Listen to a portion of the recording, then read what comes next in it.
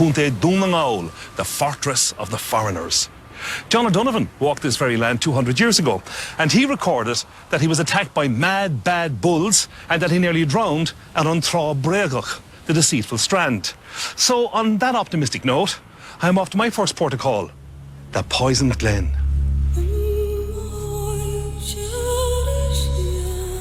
So to lead me on this voyage of discovery, I've recruited the assistance of a local woman, Moya Brennan, of the legendary Irish supergroup Clonard.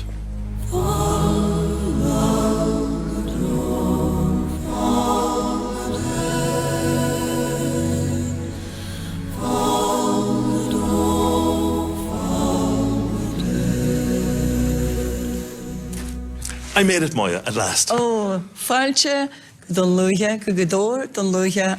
It's fantastic to be here. I kind of feel in ways as though I've walked into a Clonard video.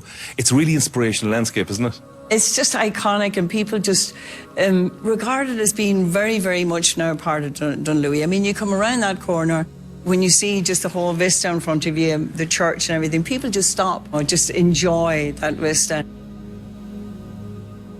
The place names around here, they have a beauty, but they also have a musicality to them, you know. They take Dunlucha, is it? Dunlucha. Yeah, tell me about this place. Dun being a fortress. Lu was one of the Tuatha Dé Danann that built a fort here. I suppose Gweedore jumps out at you as a beautiful place name, being home anyway. Oh, it is. Yeah. And Gweedore is like, if you, well, you know, it's a townland area. But Gweedore is Gwe meaning wind and Dor meaning the river. It's the wind coming up the river. That's the way I learned it from my grandfather many years ago. How about Gweedore? No, G-W-E-D-R-E means absolutely nothing, you know. Doesn't do it for me either, I have no. to say. The place names, the Irish, we love place. We have a great, very strong sense of place, and it pops up all the time in Irish songs. Would you give me a bar of a song that maybe has a place name or two from here? Glantan Las Gweedore. So, and that means? The beautiful green fields of Gweedore.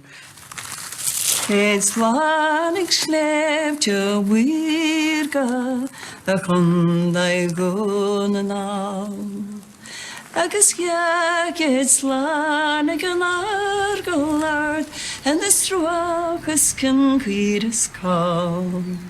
And Moya glant and Las Gweedore is bagna vrish makri. Calling. A short walk down from the church is the place and place name that really tugs at my imagination. The Poisoned Glen. This magical hollow, shimmering at the foot of Mount Errigal, is steeped in mythology and was a huge part of Moya's early life. You know, when you have this much space in your childhood, I suppose it gives you room to imagine, doesn't it? Yeah, it does. How does landscape influence the music? I think we allowed the atmosphere, the countryside and the mountains and everything to be part of our music. Like, without us realising it, especially the Clonard sound, when people would say to me, you know, where did you get the Clonard sound and that? And I'd say to them, just go to Donegal. And I've met people afterwards and said, I've been in Donegal and I understand. It's that earthiness and that kind of ethereal kind of atmosphere and feel and space and everything. The royalty of like the mountains is just exquisite. And I mean, you can just sit and just be calm. I suppose every good day out should have an old sus in the middle of it, shouldn't it? Indeed. Yeah.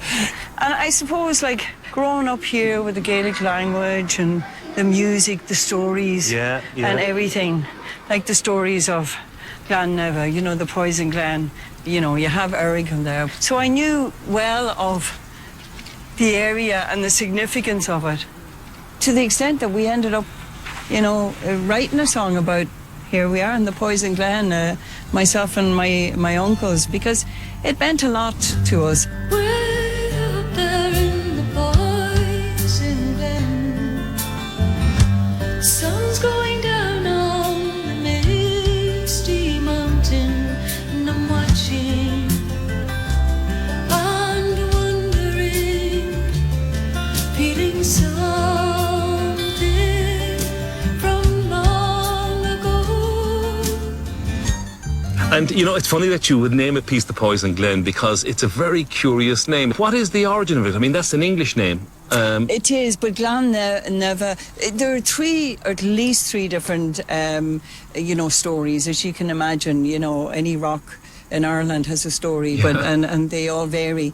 But first of all, the one that being Glan Neva, it could have been lost in translation because it's very close to Glan Newa, which is the heavenly place, heavenly glen.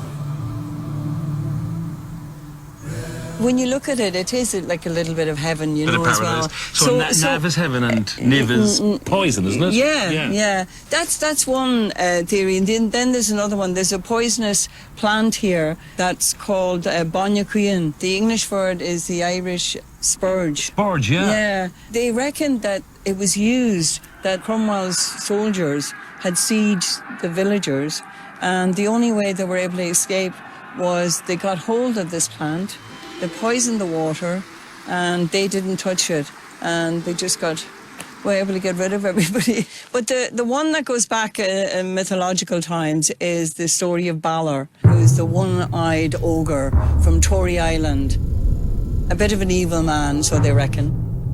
It was said that the only way that he could be killed was by his grandson. So he locked his beautiful daughter, Etna, up in his tower in Tory.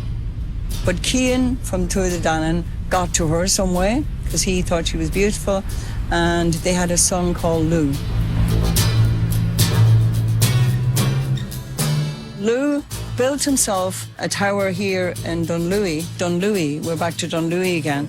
Whichever way they enticed Balor to come here, maybe to face him, he was ready for him with a hot spear in his hand, and Lou was called Lou and Lau Fada, which is Lou the long hand. They got him on a leach, a stone over here. He couldn't face him because he was the eye of death. So he put a hot spear through his eye, and the liquid from his eye spilt all over the stone, split the stone, and it was poisonous.